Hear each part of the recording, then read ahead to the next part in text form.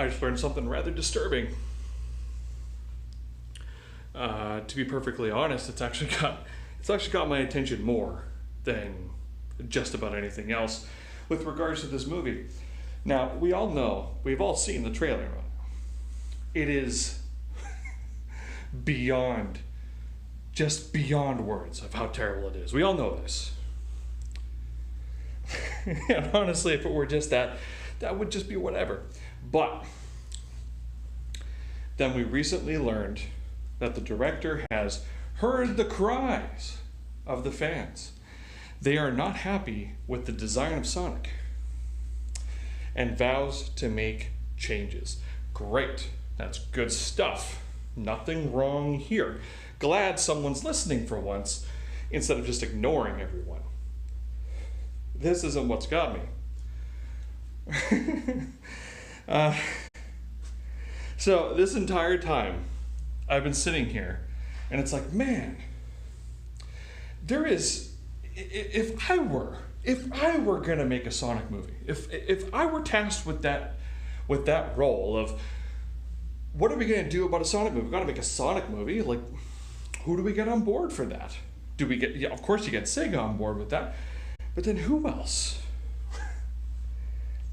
To me, the answer is very obvious. There is exactly one studio who I would want handling the special effects of my Sonic movie, if it was cast in real life. That studio, my people, is Blur Studios. And I've been sitting here and just complaining about it. Like, why didn't they get Blur on this? Like, this is exactly what they're set up for. Is this type of work? Why would you not do that? And so there I am on Twitter, on Facebook, on all like the social medias and all that nonsense. And it's like, man, if they just got Blur to do it, then everything would be fine. They would do justice to the character. Say what you will about Sonic 06. At least the cutscenes looked nice. Everyone was on point. Everyone looked good. Story, I mean, that's not really their fault. The only other people I would think would be like that internal Sega animation group that they had set up for Generations? I want to say it was set up for Sonic Generations. Well, anyways, I'm reading an article. Now, I live in Vancouver. I live in the Lower Mainland, so naturally I get articles about what's filming around here. What's going on in my town in terms of filming, because maybe you do or you don't know, Vancouver, British Columbia, Canada, is a hotbed for all kinds of things film-related, especially state-oriented, stateside originating film projects. Sorry, I'm actually just kind of heated up about this.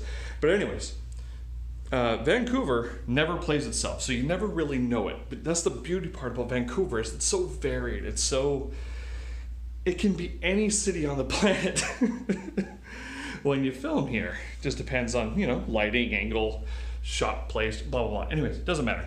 So I'm on this news beat, and I see an article about Sonic the Hedgehog being filmed in Vancouver, and I'm like, damn it, of course it is. Of course it is. But whatever, I start to read it anyways. That's what I noticed. A little tidbit that has just kind of wrecked me. And let's see if I can get this on here. I hope this is recording now. Sonic made his debut in 1991 video game and has since starred in over 3 dozen other franchise entries, including a team-up with Nintendo mascot Mario for a sequence of Olympic game titles. Fine so far, whatever. It's this next part. Sonic the Hedgehog is co-produced by Blur Studios. They allowed this atrocity to happen. They're the guys behind it? Who at Blur Studios allowed that monstrosity to happen.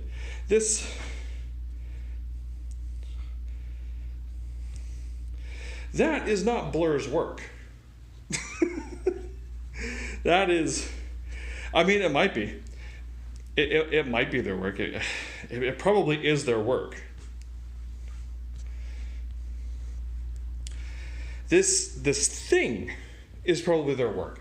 But I don't know, maybe to their credit, maybe to give them the benefit of the doubt, someone else handed them a character sheet and said, make that. That had nothing to do with these guys. Who knows? We don't really know anything about this at all. But just that is like, my word.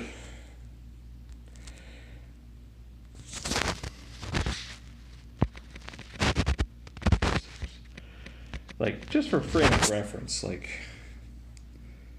that's a Sonic. Like, it may not be the best Sonic, but that's Sonic. That's Blur's Sonic right there. Those are all in-game shots.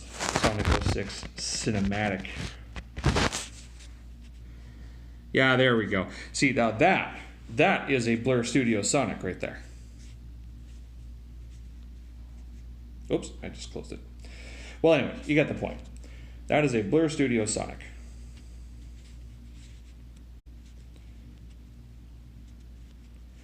Just gotta get back here. What happened? Who is responsible for that atrocity? If you already had Blur Studios as part of your team, how do you allow that to happen? Well, I mean, I already have a theory. I already have a very basic theory about what this whole trailer concept is really gearing at. See, if you go to the guy's Twitter, I can't even remember his name right now. I'm away from my computer. But if you go to the guy's Twitter account, you see that he's got, like, in his profile, it says Tamer of Hedgehogs, and then you got, like, his banner, which is a classic Sonic level. Like, and then you see the way the guy talks about the project on his Twitter profile, and you're like, this guy's actually kind of passionate about Sonic the Hedgehog. Like, so what happened? And I think it's not the director's fault this time. I think what happened here, if I'm just going to throw all speculation through the window now, is that he was also not happy with the design. But the executives had his hands tied. They said, no, we've already put too much resources in designing this thing and rendering it a bunch of times. You got to use it. You're stuck with them. And the director is like, okay. And so he was kind of counting on the backlash from the community with the trailer release. Because with the backlash, if he is not, just based on his response, like just how fast that response was, it really feels like I saw this coming. Here's the response I've been basically planning to make for several months now, right? And from there, with all the backlash, with like the millions of tweets that are now sent his way, with the thousands upon thousands of Facebook messages, no doubt, all the direct messages, all the hate and all the threat and all the whatever.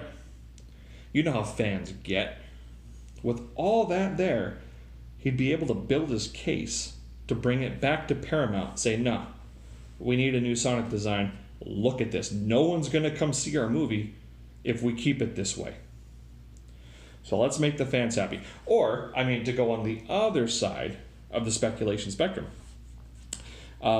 he was designed that bad in the first place in order to generate buzz. Let's be honest here. If this trailer was released and Sonic looked like Sonic, practically no one would be talking about this. So now, there's a lot of buzz around it.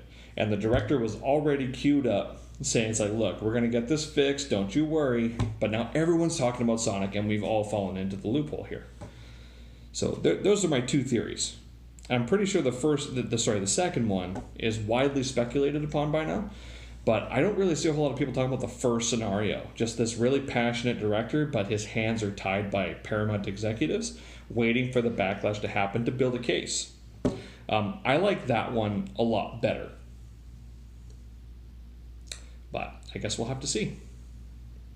All right, that's pretty much it for me. I kind of like this format, actually. I kind of like this middle of the day, just kind of rant out of nowhere. Where I'm just trying out the Streamlabs app on my phone. It seems to be working okay, but please let me know if there's been any problems. You see, I've gotten no viewers this entire rant. I've been on here for 10 minutes, and no one's been here yet. But you know what? That's fine. I didn't expect anyone to tune in anyways. But if you would like to see more of this, please let me know. You can follow me on Twitter, Facebook, YouTube, Twitch, DLive, blah blah blah blah blah. You can find me on all the platforms. Somewhere, somehow, some way. It's not hard to find me. I make it a point to try and make it as easy as possible. But that's it. That's all I got. I'm Kyle Harrison for Cold Sweat Games. This has been a rant. I hope it turned out okay. I guess I'll go watch the video on demand and see if it stuttered or otherwise crap in the bed on me. All right. Have a great day.